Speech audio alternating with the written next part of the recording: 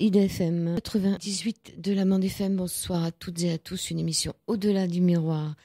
Ce soir, en direct dans les studios d'IDFM avec Arnaud Richard de Chicourt, cours pratique d'électromagnétisme curatif. Arnaud Richard de Chicourt est magnétiseur depuis une trentaine d'années. Avec son partenaire, il a créé un centre de formation et de recherche sur les techniques du magnétisme en lien avec des scientifiques et divers professionnels de la santé.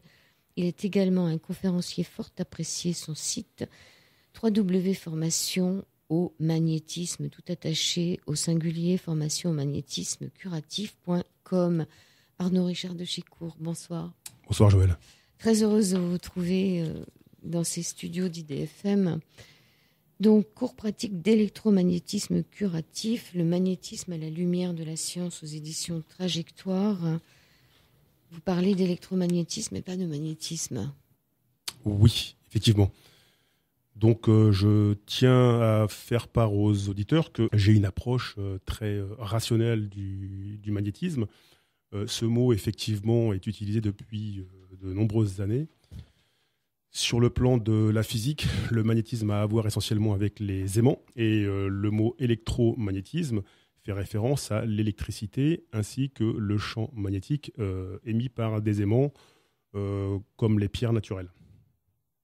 Vous dites en introduction que ce livre se présente sous forme d'enquêtes et d'expérimentations concrètes que le lecteur pourra réaliser lui-même et introduit de nombreuses informations scientifiques sur les analogies de l'électricité et de l'électromagnétisme que produit le corps humain. Ce livre peut aussi être considéré comme un état des lieux des recherches qui sont menées depuis des décennies sur la pratique du magnétisme dans le monde entier. C'est là où il est intéressant, votre livre, c'est que franchement, on se rend compte finalement de ces recherches qui sont faites. Et vous l'appelez électromagnétisme parce que vous pensez que le magnétisme, c'est aussi une histoire d'électricité. Je tenais aussi en préambule à remercier le directeur éditorial, M. Philippe Lahille, de l'édition Trajectoire, pour avoir permis à ce livre d'exister. Car effectivement, ce livre m'a demandé 7 ans d'écriture et tout en l'écrivant, je me disais que je ne trouverais pas d'éditeur pour pouvoir mettre en avant les expérimentations et puis aussi le discours qui est assez novateur concernant les activités des magnétiseurs en général. Donc l'angle et le parti pris de ce livre est clairement la partie rationnelle qui est très peu étudiée dans les sciences. Chose étonnante, mais nous aurons l'occasion d'y revenir plus tard. Le magnétisme et l'électricité du corps humain ne sont absolument pas ou quasiment pas étudiés. Et au cours de mes recherches, des travaux que j'ai pu mener personnellement avec des amis ingénieurs de grands groupes de renommée nationale et internationale, spécialisés en ondes électromagnétiques, ont tous corroboré qu'effectivement, ce que je leur montrais à travers différents appareils de mesure et différentes expérimentations avait bien à voir avec l'électromagnétisme du corps humain. Oui, donc c'est des ingénieurs de chez Dassault, de chez Areva, comme des gens qui savent un peu de ce qui se passe. Vous écrivez dans votre livre que ce serait bien de faire changer par le bas ce qui ne peut pas être changé par le haut. J'ai bien aimé cette phrase. Merci à vous. Oui, effectivement, parce que j'ai lu énormément de littérature et d'articles concernant les activités des magnétiseurs en général en France, je précise bien en France, puisqu'il faut savoir que le magnétisme curatif, donc le fait de pratiquer l'art de la guérison avec les mains, est reconnu et remboursé par la sécurité sociale d'autres pays, comme l'Allemagne par exemple, comme la Suisse également, et le Royaume-Uni également. Nos pratiques sont reconnues dans d'autres pays européens et collaborent tout à fait avec la médecine allopathique dans une perspective de soins complémentaires et qui sont reconnus par les institutions, contrairement à la France. Oui, en France, on en est loin encore pour l'instant. Ça viendra peut-être un jour. Alors, ce que vous écrivez aussi qui est intéressant, c'est que vous dites il serait donc plus juste concernant nos dispositions naturelles, en ce qui concerne vous et moi, ceux qui nous écoutent aussi, de considérer que nous sommes plus émetteurs d'électricité que de magnétisme et donc que l'appellation d'électromagnétiseur semble dès lors plus logique et plus en rapport avec cette réalité physique moderne constituante des lois de l'électromagnétisme. Cette électricité, donc, à un autre moment du livre, vous écrivez qu'il y en a tellement peu, finalement, qu'on vous dit que, puisqu'il y en a si peu, elle ne doit pas faire grand-chose, mais on émet combien d'électricité ? On ne peut pas allumer une lumière, quand même. Alors, effectivement, dans le livre où je dis qu'il y a très peu de quantité énergétique, c'est concernant le magnétisme, puisque le magnétisme, sur le plan de la physique pure, est mesuré pour le corps humain aux alentours de 2 milligauss. Donc, 2 milligauss correspond à 0,002 dans l'échelle millimétrique. Et cette indication montre clairement que le champ magnétique, puisqu'en physique on parle de champ et de rayonnement qui sont dus à des charges électriques, est inférieur au champ électrique qui est mesuré au niveau d'un corps humain. Alors ce qui est étonnant, c'est que pour avoir des mesures concernant le corps humain au niveau de l'électricité, ce qui m'a vraiment interpellé lors de mes démarches pour avoir ce type d'information, pour faire très très simple, c'est quasiment impossible. Donc j'ai discuté avec des ingénieurs EDF qui ont des connaissances sur les dommages que peuvent causer l'électricité du courant domestique, par exemple, sur le corps humain. Ils connaissent très bien les valeurs en ampères, en watts, qui peuvent effectivement causer des brûlures sur le corps humain. Mais aucun, ainsi que des physiciens également, que j'ai eu la chance de rencontrer au cours de mes recherches, ainsi que les ingénieurs aussi en électromagnétisme, aucun, absolument aucun, ne connaissent la valeur en voltage de l'émission du corps humain. Et j'ai pu mettre en évidence que le corps humain, et notamment au niveau des mains, peut émettre jusqu'à 2000, 3000, 4000, voire 5000 millivolts en tenant compte des conditions hydrométriques. La sécheresse des mains ou l'humidité des mains également rentre aussi en ligne de compte pour faire ce type de calcul. Mais en moyenne, il faut compter au minimum 3000 millivolts. Oui, alors justement, on se pose la question combien de volts donc vous dites qu'on peut avoir, puisque vous expliquez que donc notre corps produit de l'électricité pour vivre, ça c'est clair. Voilà, tout le monde le reconnaît, effectivement. Tout le monde le reconnaît, mais personne ne se posait la question de combien de volts, c'est ce que vous venez de nous dire à l'instant. Donc, ce que j'aime aussi, c'est que vous nous parliez de la différence entre l'ampère et parce que ce qui nous fait mal, ce ne sont pas les volts qui sont dangereux, mais ce sont l'ampérage. Absolument. Donc, effectivement, pour mieux comprendre la nature des courants électriques qui nous animent, qui sont donc partie intégrante de notre biologie interne et qui nous permet à la fois de réfléchir, de faire battre le cœur, de transmettre des informations au niveau des os, des muscles, puisque les muscles fonctionnent aussi avec de l'électricité dite endogène. Les neurones également sont aussi entre guillemets, des matériaux du vivant qui fonctionnent et qui transmettent de l'électricité au corps. Donc, cela est connu par de très très nombreuses personnes, mais comme je le redis, quand vous posez la question à des scientifiques même de haut niveau, en France, quasiment aucun ne connaît la valeur en voltage de l'émission électrique. Et là, je me suis dit qu'il y avait vraiment quelque chose à creuser pour essayer de comprendre au moins si cette électricité qui émet un rayonnement, la science physique par exemple vous indiquera qu'il n'y a pas de champ électrique sans champ magnétique et inversement qu'il n'y a pas de champ magnétique sans champ électrique. Donc le champ électrique et magnétique sont tous les deux imbriqués. Donc en 1992, il y a un chercheur notamment qui s'appelle Baker, qui a découvert, c'était en 1980, ce chercheur Baker a découvert que dans les arcades sourcilières des êtres humains, il y avait des cristaux de magnétite. Donc pour que les auditeurs comprennent ce que sont ces cristaux de magnétite, ce sont des petits aimants, des micro-aimants, qui ont des fonctions qui sont utiles aux vivants. que l'on retrouve également, et là ce sont des travaux qui ont été repris par 2 autres chercheurs du nom de Gould et Kirschvink, qui ont découvert que des cristaux de magnétite étaient présents aussi dans le ventre des orques, dans les insectes, les abeilles notamment, les dauphins, que les oiseaux aussi possédaient des cristaux de magnétite, et que ces petits cristaux de magnétite, qui sont un peu comme des balises GPS, servent aux animaux à pouvoir retrouver leur chemin, par exemple pour les oiseaux migrateurs. Mm. Et vous parlez aussi des travaux de Pierre Martignac sur le magnétisme émis par le cerveau. Oui, alors le livre de Pierre Martignac est un livre remarquable. C'est le livre Les vertus des aimants et de la Terre.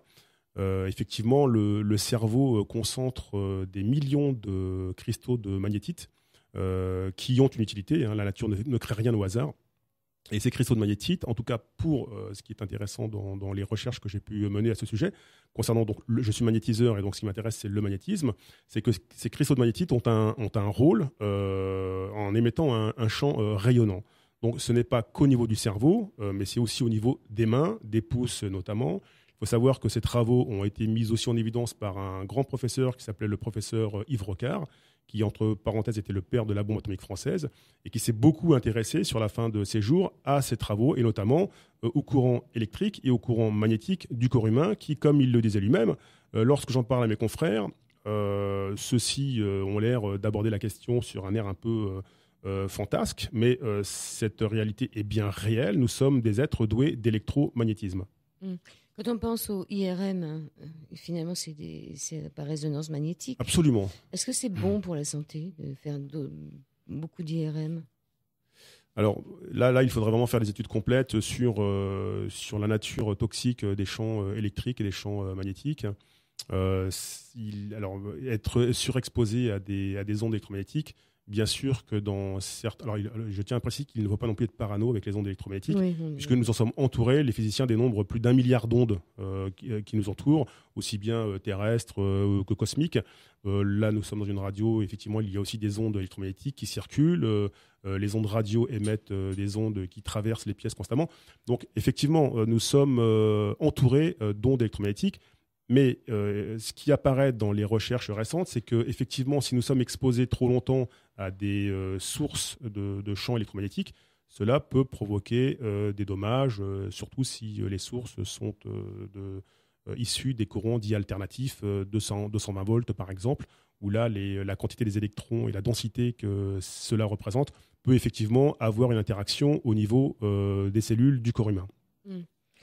Non, c'était pour savoir si un jour on ne se posera pas la question sur les IRM, comme on s'est posé la question très très longtemps après sur les radiographies, par exemple. Voilà, c'est parfaitement possible, et en tout cas ça a du sens, ce n'est pas du tout une ineptie que de l'envisager. Alors, on va rester sur la radio. Le poste de radio, et ça, je pense que ça le fait à tout le monde. Moi, ça me le fait. Quand je capte mal une émission, je prends l'antenne dans la main, et c'est marrant, je capte très bien. Après, si je lâche l'antenne, je capte moins bien. Mais ça vient d'où, ça, le fait on devient antenne soi-même ? Alors là, votre anecdote, je la trouve très croustillante, parce qu'effectivement, j'en parle aussi dans le livre, à savoir que depuis de nombreuses années, j'avais remarqué qu'en passant près de certains postes radio, que le son s'amplifiait. Alors, 2 phénomènes se produisaient, soit le son s'amplifiait, soit les grésillements disparaissaient, et parfois les fréquences changeaient. Alors effectivement, il y a beaucoup de gens autour de moi aussi qui vivent ce type d'expérience, comme vous l'avez vous-même réalisé. Vous avez constaté que vous étiez aussi une antenne. Alors, on peut vivre ce phénomène-là, par contre, aller jusqu'à demander des renseignements concernant ce phénomène.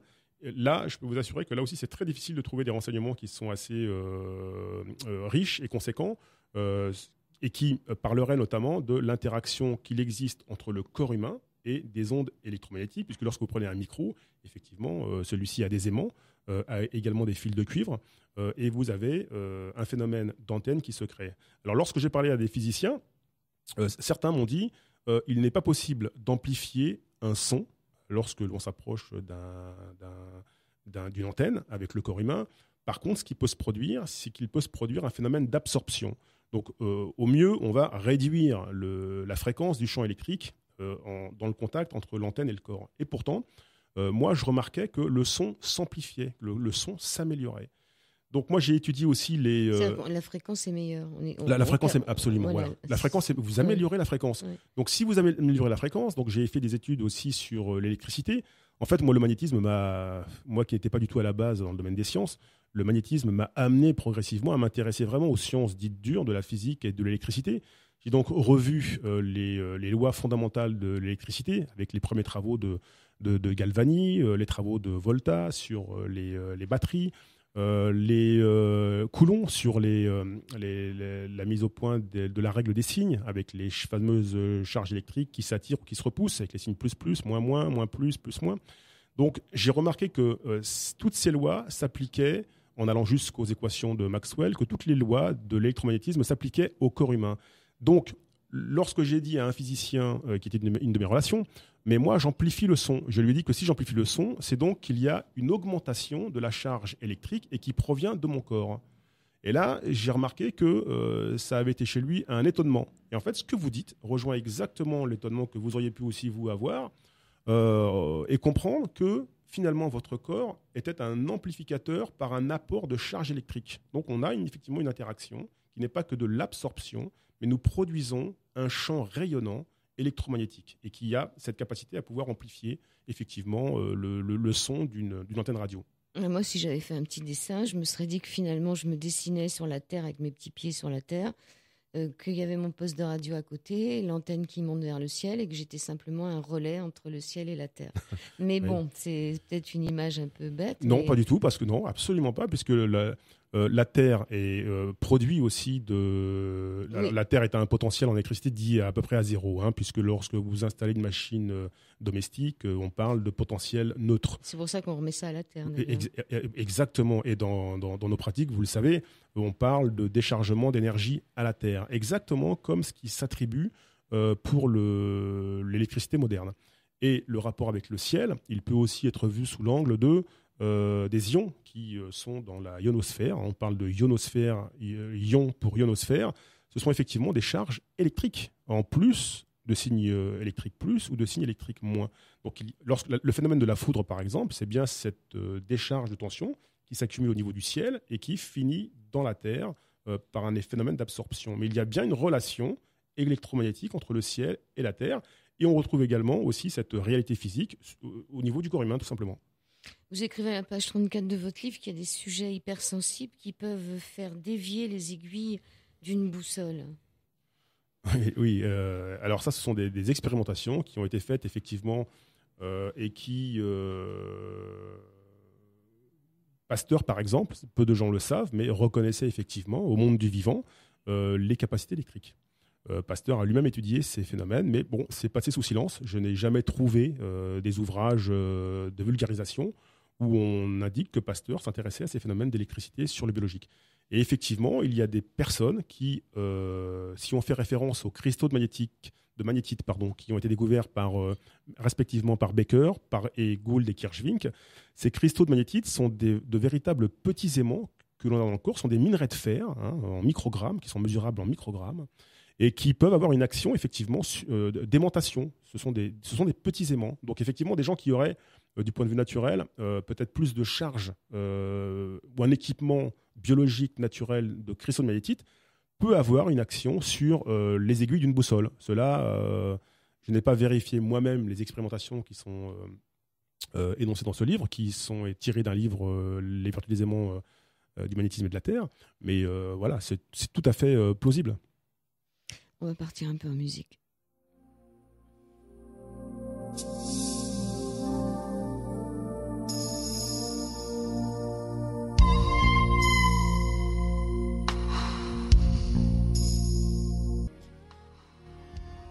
Ah, ça fait du bien un peu d'aller au bord de la mer, aller se baigner un peu dans le Grand Bleu. On y est presque, on est fin juin, ça va pas tarder. Au-delà du miroir, deuxième partie avec Arnaud Richard de Chicourt. On parle de l'électromagnétisme, l'électromagnétisme curatif. Vous avez parlé de ces fameux cristaux de magnétite qu'on peut avoir, comme vous le disiez, dans les sourcils. C'est pour ça que des fois on les fronce. Donc on peut les avoir dans les mains. Voilà, exactement. On peut les avoir dans le cœur, dans le cerveau. Alors le cœur, c'est pas dans les parties anatomiques qui ont été citées. Ils n'ont pas été voir, peut-être. Ah bon, peut-être. Il y a encore des découvertes à faire de toute manière dans ce domaine-là. Essentiellement, les zones qui ont été localisées, ce sont donc les arcades sourcilières, le cou, la partie haute des lombaires, donc les muscles qui partent de la crête iliaque jusqu'au niveau des vertèbres, des omoplates. Les gros pouces des orteils également, les articulations générales, donc les genoux et également les hanches. Donc, entre autres fonctions, ces cristaux magnétiques auraient pour but de nous aider et de nous maintenir en état vertical, en position debout. Et dans les mains. Et dans les mains également, au niveau des pouces, et c'est ce qui fraise. Donc. Et pas dans la paume. Alors, au niveau anatomique, ce qui a été mesuré, justement en pulsant des champs magnétiques par le professeur Rocard et son équipe de chercheurs, qui étaient tous, je le rappelle, tous ingénieurs, ils ont remarqué qu'en pulsant des champs magnétiques au niveau de la main, c'était le pouce qui montrait des différentiels de variation, qui traduisait de manière irréfutable un différentiel de potentiel de champ magnétique au niveau du pouce. Et pour le professeur Rocard, c'est ce qui expliquerait pour lui pourquoi les magnétiseurs, peut-être plus que la moyenne, puisqu'on a tous cet équipement biologique, peut-être plus pourquoi les magnétiseurs auraient une action thérapeutique sur les corps humains. Lui n'a pas eu la possibilité d'expliquer pourquoi et comment on pouvait faire des guérisons. Je pense que le champ de recherche qui doit s'ouvrir aujourd'hui, c'est au niveau de l'électricité. Et on aura l'occasion d'en parler un peu plus tard, mais aujourd'hui, les recherches les plus récentes, du point de vue de la physique et de la biologie moléculaire, au niveau de l'observation des circuits électriques endogènes, tendent à montrer que les valeurs en millivolts sont très très proches. Et c'est là où le pont n'est pas fait. Et c'est là où ce livre propose de faire ce pont avec l'électricité par rayonnement et les mécanismes d'auto-guérison du corps qui se sert précisément de l'électricité à hauteur de 50, 100, 150 millivolts, notamment lorsqu'on se brûle, par exemple. Vous savez que les magnétiseurs sont très réputés pour guérir les brûlures et les plaies. Et il se trouve qu'aujourd'hui, il y a un jeune chercheur qui s'appelle Min Zhao, qui vient de l'université de Aberdeen en Écosse, et qui, pendant des années, il est spécialisé dans la cicatrisation des plaies, pendant des années, s'est demandé pourquoi et comment le corps fait-il pour s'auto-réparer. Et sa découverte l'a amené à étudier un autre physiologiste allemand qui s'appelle Émile Dubois-Reymond et qui, lui, en 1853, a été amené à faire des recherches sur le courant endogène du corps afin de démontrer que le corps produisait de l'électricité, chose qu'il a réussi à faire. Et notamment lorsqu'il se faisait une petite entaille sur la main, en plongeant sa main avec des électrodes dans un liquide conducteur, il s'apercevait qu'à l'endroit où il y avait une plaie, il y avait une augmentation de l'électricité.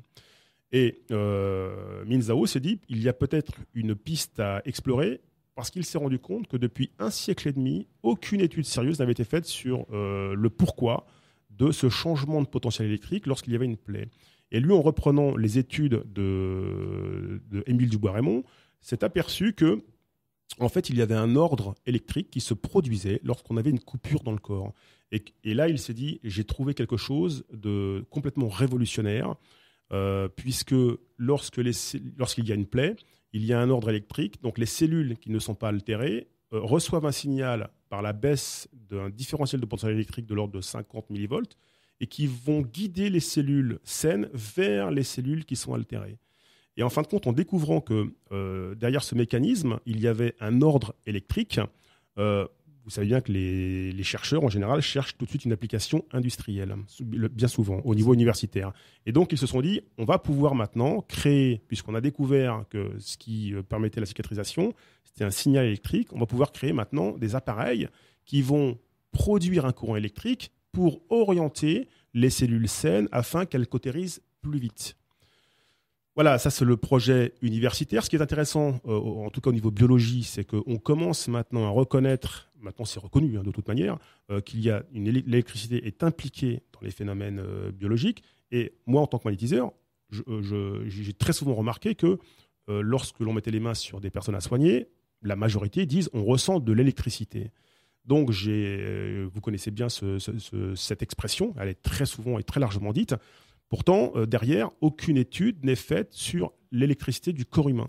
Voilà, c'est ce que ce livre propose, une étude sur l'électricité du corps humain, et notamment dans les interactions qui peuvent se produire entre la biologie du corps receveur et nous, ce que nous émettons.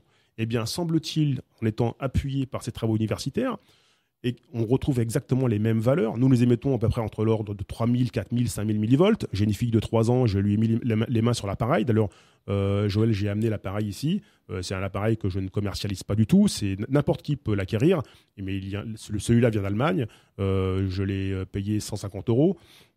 Lorsque je disais je suis intéressé pour faire changer les choses par le bas, parce qu'effectivement, on peut imaginer que cette découverte de pouvoir intervenir avec les mains sur des nourrissons, par exemple, pour traiter des migraines, où l'électricité aussi peut être impliquée, pour des petites coupures, où on peut avec les mains, sans doute, appliquer les mains. Et puis, confortant cette recherche de Minzhao et de Joseph Penninger, qui est un chercheur international, avec des champs appliqués de l'ordre de plusieurs millivolts, on peut nous-mêmes être cette machine que des industriels veulent mettre au point. Nous sommes effectivement cette machine.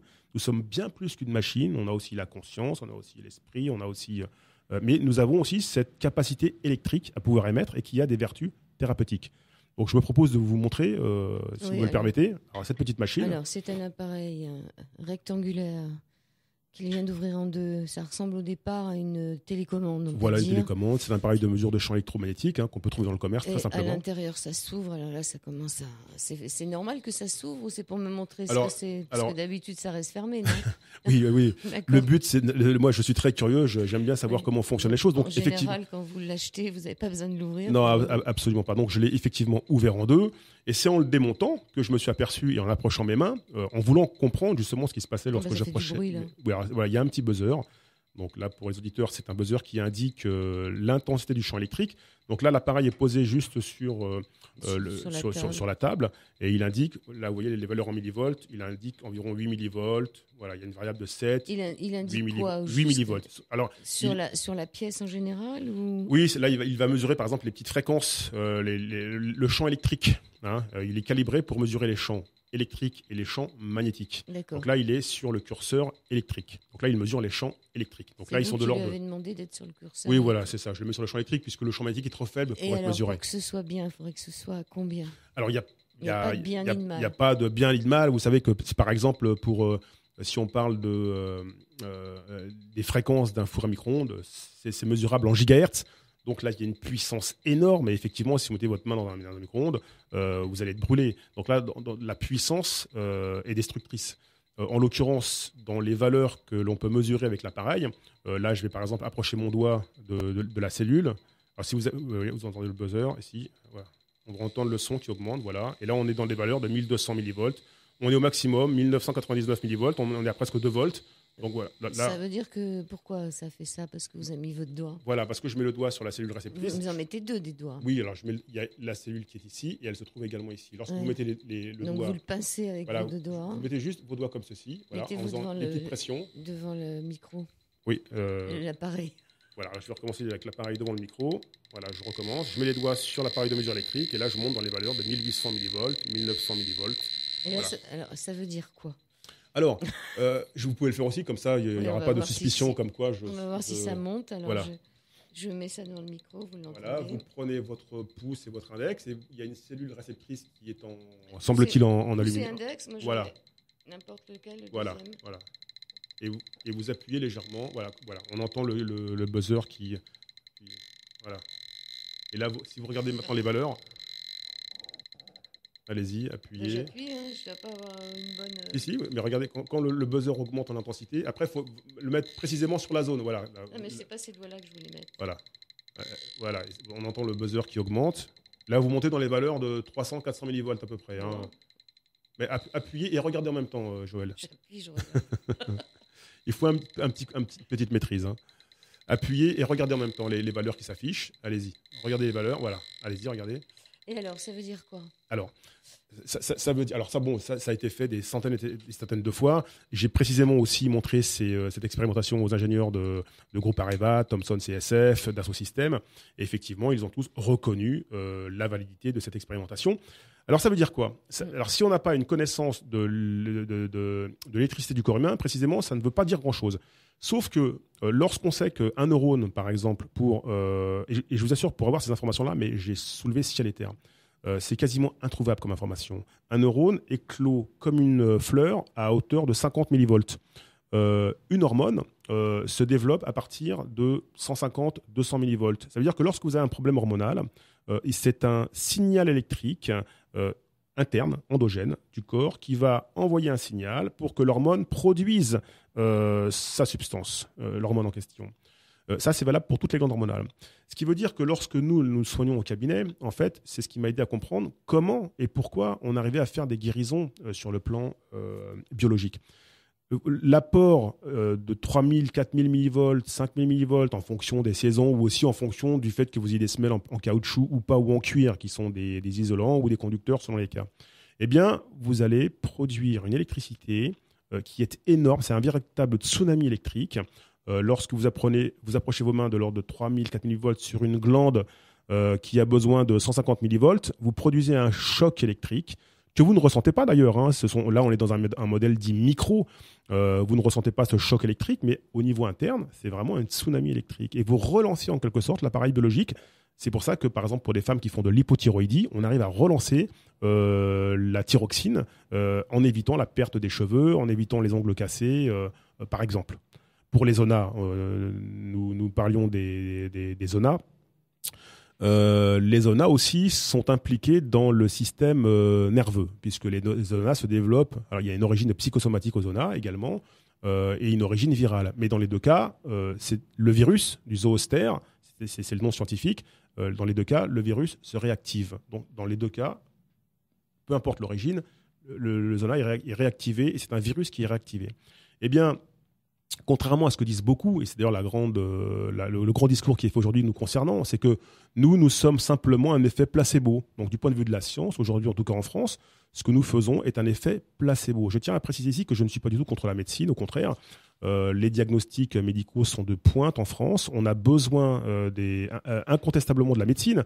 Il y a aussi des thérapeutiques qui existent comme la nôtre et qui méritent d'être reconnues aussi pour pouvoir effectivement être à même de traiter par exemple des zonas qui font des gros dégâts en France et dont les médicaments ont un taux de réussite de moyenne de 30%.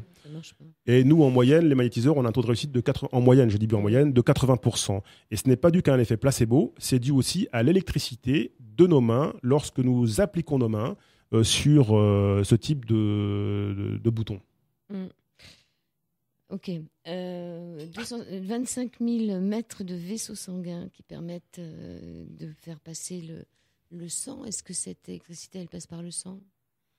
Alors, oui, de toute manière, oui, tout le corps est irrigué de courants électriques. Vous avez les liquides conducteurs, les liquides physiologiques, vous avez le sang, le plasma, la lymphe.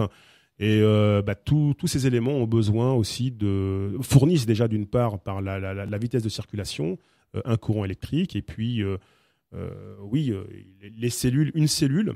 Il faut à la base revoir ce qu'est une cellule. Une cellule, ce sont des agrégats d'atomes.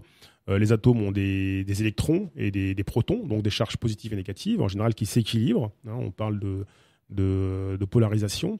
Les atomes qui s'agrègent entre eux forment des cellules, des molécules, et les molécules qui s'agrègent entre elles forment des cellules. Donc, il faut bien comprendre que nous, on a 100 000 milliards de cellules, que les 100 000 milliards de cellules qui nous composent sont effectivement des charges électriques positives et négatives. Une membrane d'une cellule a besoin de charges ioniques pour fonctionner. Une membrane d'une cellule, ne serait-ce que pour absorber des micronutriments lorsque nous mangeons, la cellule a besoin d'énergie. La cellule, du point de vue de la biologie moléculaire, est considérée comme étant polarisée, avec des charges électriques plus et moins. C'est ce qui définit la polarisation. Eh bien, cette polarisation électrique sert aux cellules pour leur permettre de mieux assimiler les micronutriments, les substances dont elles ont besoin pour que nous fonctionnions bien de manière générale. Donc, tout le corps, le sang, ce sont aussi des cellules. Tout le corps est animé par ce principe électrique avec les ions positifs et négatifs. Est-ce qu'on ne peut pas considérer qu'on est un peu comme des piles, nous les êtres humains, et qu'on a un plus et un moins ? Ça me rappelle les Égyptiens qui avaient toujours les deux mains comme des piles devant, là. Absolument. Vraiment, c'était, on se charge, peut-être au soleil ou je ne sais quoi, mais bon, c'est ça, absolument. On se charge. Et vous dites dans votre livre quelque chose d'assez intéressant. Vous dites que ça peut agir sur les champs d'autrui. Ça, c'est clair, c'est-à-dire que le fait d'être une pile un peu chargée, on serait à côté de quelqu'un qui l'est moins, ça va faire un peu des vases communicants. Exactement, vous rétablissez le potentiel. Voilà. Et électrique. Et vous pouvez soigner aussi, c'est assez étonnant, c'est que si vous allez voir un magnétiseur, vous allez dire que vous avez mal à un endroit, mais lui va vous mettre la main à un autre endroit pour guérir la problématique. Vous parlez du détection sans scannage du corps de l'autre, c'est-à-dire de pouvoir détecter en étant assis à côté de quelqu'un d'autre ce qui ne va pas. Là, je vais parler de mon ami et collègue Yann Carnoy, avec qui on a créé le centre de formation à Boulogne-Billancourt. Effectivement, lorsque j'ai fait la connaissance de ce monsieur, qui est maintenant un ami, j'avais entendu parler de personnes dites extrasensitives. Donc, moi, à mes tout débuts de magnétiseur, j'étais assez frustré, je ne ressentais rien. Donc, je n'avais pas de capacité à pouvoir communiquer avec les personnes qui me demandaient « Est-ce que vous ressentez du chaud, du froid, de l'électricité, etc. » Donc non, je ne ressentais pas grand-chose. Donc, j'en étais très frustré, mais bon, j'avais quand même des bons résultats, donc je m'en inquiétais pas plus que ça. C'était plutôt, je pense, à une partie d'un ego qui se manifestait et où j'aurais voulu faire plaisir à la personne qui me demandait la signification de ce que je ressentais. Alors cela, ça a été corrigé par les années de pratique. Maintenant, je ressens beaucoup plus. Et puis, quand j'ai rencontré monsieur Yann Carnoy, effectivement, j'avais entendu donc parler de personnes très sensitives qui ressentaient les douleurs des autres. Donc, j'en avais entendu parler. J'avais lu également cela dans des ouvrages concernant ces sujets, le magnétisme.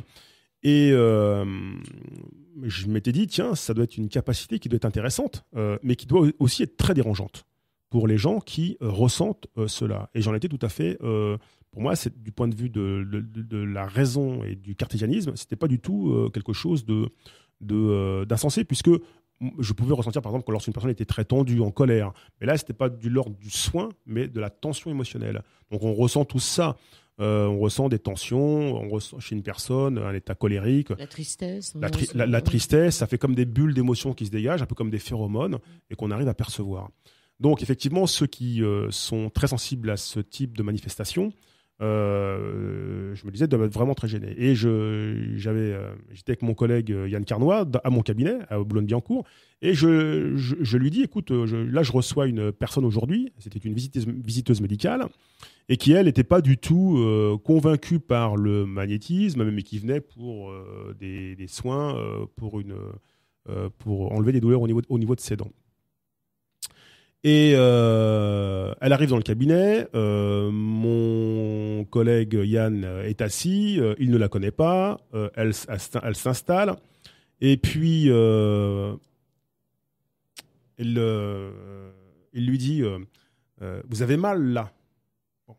Et il lui montre précisément la zone. Oui, il l'avait ressenti sur lui. Oui, mais alors moi je me dis mais pourquoi il lui dit ça? Et puis surtout qu'elle ne l'a informé de rien.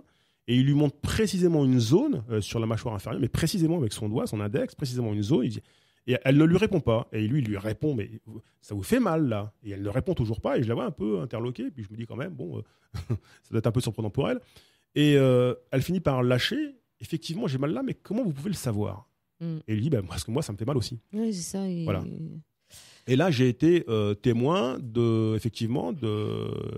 directement d'une capacité d'un corps à pouvoir ressentir les douleurs d'une autre personne. Et maintenant que nous travaillons ensemble, je peux vous dire que plus d'une fois qu'à son tour, effectivement, cette personne ressent les douleurs des gens et quasiment sans presque jamais se tromper. Hein. Si je vais faire une statistique, c'est de l'ordre de 80-90% de taux de perception. C'est intéressant. Alors, bon, vous n'avez peut-être pas ce don-là, mais par contre... Pas aussi développé que M. Carnoy. Vous parlez alors de quelque chose qui m'a bien fait rire. Je ne connaissais pas qu'on pouvait avoir le rhume des genoux. J'ai cru que c'était une blague, mais non. Non, pas du tout, pas du tout. Alors, et puis, vous avez parlé de l'hépatite B, alors, de cette hépatite B que vous avez soignée. Alors, le rhume des genoux, c'est quoi? Alors, c'est quand on était en mini-jupe ou en short? Oui, enfin, là, c'est un ami d'enfance qui, lorsqu'il a appris que j'étais magnétiseur, m'avait dit, est-ce que tu pourrais me faire intervenir pour moi pour un soin? Et je lui ai dit, pourquoi? Qu'est-ce que tu as? Il m'a dit, voilà, j'ai une hépatite B. Et puis là, on m'a diagnostiqué un rhume des genoux. C'est quoi le rhume des genoux? Justement, j'en sais. C'est une blague. Non. Oui, il y a des fois, pas on entend des noms de maladies qu'on ne connaît pas ou des expressions qui ont à voir avec les maladies qu'on ne connaît pas. On en découvre dans cette pratique tous les jours. Donc, il me dit un rhume des genoux. Je lui dis, mais qu'est-ce qu'un rhume des genoux? Il me dit, voilà, j'ai apparemment une inflammation au niveau des genoux. Et ça s'appelle un rhume des genoux. Et ça gonfle. Et je suis. Alors, ça gonflait pas, non, c'était plutôt d'origine inflammatoire. Donc là, il y a plus de 13 ou 14 ans de cela. D'origine inflammatoire. Et il avait donc eu un traitement précisément pour un rhume des genoux. Il était suivi par un professeur en médecine. Et vous parliez justement, Joël, des personnes qui mettent les mains à un endroit et qui vont traiter à un autre. Donc, dans notre pratique, on a une technique qu'on appelle le scan qui nous permet de détecter la chaleur du corps. La chaleur du corps est en général à 36,5 degrés, 37,5 degrés. Et lorsqu'on sent des variations de température, ça peut soit manifester une infection, une congestion et une inflammation. Puisque lorsque vous avez de la fièvre, le corps est en inflammation. On va dire que les atomes se frottent les uns contre les autres. Hein, c'est tout à fait réel ce que je vous dis. Scientifique, hein, il faut lire les livres de Allègre sur cette question-là. La chaleur, ce sont les atomes en friction. Donc lorsque vous avez de la température de la fièvre, ces atomes en friction libèrent de la chaleur et on peut, par détection avec les mains, savoir où il y a des zones qui sont en état d'inflammation, d'infection, de congestion. Donc je fais mon travail de scan, je passe la main le long du corps et je détecte une forte radiance thermique au niveau des reins. Mais vraiment une très forte radiance thermique. Pour donner une image, c'était un peu comme la pointe de corne d'une licorne. Et je dis à mon ami Vincent, j'écoute Vincent, je suis assez interpellé, mais là je ressens une forte radiance thermique, tu devrais retourner voir ton professeur en médecine pour faire un diagnostic complémentaire. Voilà, j'insiste un petit peu, mais je t'assure que par rapport à l'expérience que j'ai, la radiance est quand même assez forte. Donc c'était une radiance thermique vraiment très évidente. Vincent, on finit la séance. Je l'ai vu 3 fois en tout. Hein. Il termine la séance et puis il va donc faire cette visite et il passe une radio. Et effectivement, le corps médical découvre qu'il a une infection qui commence au niveau des reins. Et c'est une maladie que je ne connaissais pas, qui s'appelle la spondyloarthrite ankylosante. Ah ouais, c'est quand même, c'est pas la petite maladie. Non, c'est. Hein, pour savoir, pour les auditeurs, vous pouvez finir sur un fauteuil roulant avec cette maladie-là si elle n'est pas soignée à temps. Donc, mais c'est pire que la sclérose, je crois. C'est la grande sœur de la sclérose, mais en plus costaud. Peut-être. Je Bon. vous fais confiance. Alors, donc on lui découvre ça. Voilà, donc le protocole médical décide donc de changer précisément de protocole et puis de faire un traitement pour la spondyloarthrite ankylosante. Et elle a été soignée. J'ai eu de ces nouvelles plus tard. Elle a été soignée. Pour lui, donc, il ne sera pas question de fauteuil roulant. Et il avait une hépatite B, donc je l'ai dû le voir en tout 2 ou 3 fois. Et ce qui lui a été dit sur son hépatite B, c'est qu'elle était rendue immune. Alors je lui ai dit, que veut dire immune? Eh bien, en fait, l'hépatite B était toujours présente dans son corps, active, mais entourée d'une barrière immunitaire qui la rendait inactive. Donc elle était bien là, vivante, mais entourée d'un système de petite armée de cellules biologiques qui la rendait impuissante, inefficace. Et le professeur lui a dit, mais écoutez, ce type de phénomène est observable lorsqu'il y a des traitements. Il faut savoir que les traitements en hépatite B, je m'étais renseigné ensuite, sont des traitements très très lourds, mais vraiment très très lourds. Et j'ai dit à Vincent, est-ce que tu lui as dit que tu avais été voir un magnétiseur? Il m'a dit non, je n'ai pas osé parce que j'avais peur de passer pour un fou. Voilà. Eh bien, écoutez, bon, c'était un ami d'enfance. Je suis heureux comme tout et maintenant il va bien. Voilà, c'est l'essentiel. Mais je trouve que la médecine devrait vraiment s'intéresser à ces phénomènes qui ne sont pas des anecdotes, qui ne sont pas épisodiques, qui se produisent vraiment, mais très très très très souvent. 3 expérimentations dans le livre. Ah oui, absolument, ouais. 3, oui. Et 15 maladies. Qui sont traitées vraiment. Oui, alors le livre est à la fois, on va dire, on pourrait dire, modestement, une thèse sur la nature électrique et magnétique du corps humain. J'ai voulu écrire le livre qui n'avait pas encore été écrit sur cette question-là, d'un point de vue très rationnel et scientifique sur l'électricité et le magnétisme. Là, les lecteurs qui s'intéresseront à ce livre-là, ou tous ceux qui s'intéressent au phénomène du magnétisme, vont vraiment trouver des mines d'or d'informations. C'est un travail qui a 7 ans d'écriture, mais il y a près de 20 ans de recherche. Je tenais aussi à citer une expérimentation qui est vraiment très importante, qui m'a vraiment beaucoup marqué. C'est une expérimentation d'un chercheur qui s'appelle Bernard Grade, qui est décédé maintenant. Bernard Grade était un chercheur canadien de renommée mondiale, et qui s'est intéressé au phénomène des magnétiseurs dans les années 70. et qui s'est dit, mais je vais quand même explorer la piste des guérisons avec les mains, puisqu'aujourd'hui il y a le cancer et que si il y a des pistes intéressantes à découvrir dans ce domaine-là, je serais intéressé de pouvoir les mettre en évidence. Donc je vais agir, c'est le discours de Bernard Grade, comme un chercheur. Je vais faire des expérimentations universitaires dans des conditions expérimentales universitaires avec un magnétiseur. Donc son expérimentation est très simple. Il prend 3 lots de souris, un premier bloc, un deuxième bloc, un troisième bloc. Il inocule, il prend des souris dans chaque bloc, il leur inocule des cellules cancéreuses pour le bloc 1, pour le bloc 2 et pour le bloc 3. Ensuite, il demande à un magnétiseur de magnétiser les souris plusieurs fois par jour sur le bloc A. Sur le bloc B, il reproduit la thermie de la main, donc 37,5 degrés, pour voir si la thermie a un effet sur les souris et les cellules cancéreuses. Et sur le groupe témoin C, pas d'imposition des mains du magnétiseur et pas de rayonnement infrarouge pour la chaleur. Systématiquement, à chaque fois qu'il refait les expérimentations, il les fait des dizaines et dizaines de fois, à chaque fois, les cellules cancéreuses du groupe 1, du lot 1, diminuent de 50%. De 50%. Alors, j'insiste bien sur le 50%, ce n'est pas la totalité, c'est 50%, mais c'est énorme. Peut-être que s'il continuait l'expérience plus longtemps, ça irait. Il arrête son expérience dans le temps aussi. Je ne pense pas, parce que, vous savez, si par exemple, là, c'est toujours l'esprit un peu cartésien qui résonne, pour détruire les cellules cancéreuses, il faut des rayonnements qui sont très très forts. Les traitements par rayon, par exemple, sont des rayons qui sont très forts, très puissants, qui vont largement au-dessus de ce que nous, en tant qu'être humain, on peut émettre. L'avantage, c'est qu'effectivement, il y a des bons résultats avec. Ça, il n'y a pas de doute possible. L'inconvénient, c'est que ça détruit aussi les cellules saines, bien sûr, et donc là, ça porte un problème à l'immunité. C'est bien un des points qui pose problème d'ailleurs au corps médical, puisque les brûlures qui sont le fruit de ces rayons, c'est un peu le choix du moins pire aussi. Voilà. Et moi, j'ai des tas d'amis qui ont été en rémission grâce aux rayons. Pour le cancer. Donc vraiment, là, pour le coup, merci la médecine. Moi, je ne pense pas que nous ayons cette capacité à pouvoir soigner comme le font les rayons. Toutefois, ce que je pense, c'est que pour le cancer, il y a la phase dite terminale et la phase précancéreuse.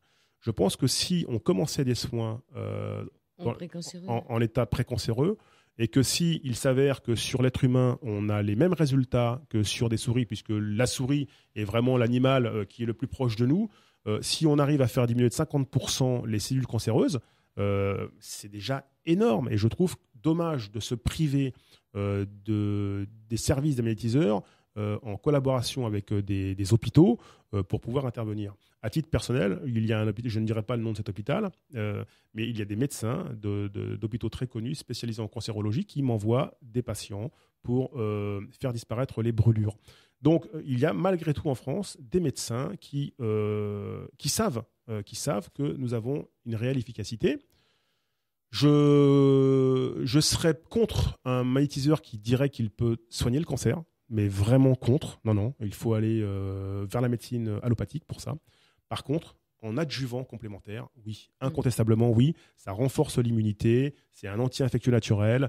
Si ça peut diminuer, comme cela a été fait sur les souris, les cellules du cancer d'une personne, il faut l'utiliser.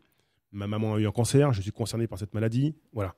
Donc cet électromagnétisme est bon pour la peau, pour des chocs musculaires et tendineux, pour tout problème d'origine nerveuse, sur les brûlures aussi, on a parlé sur les zonas.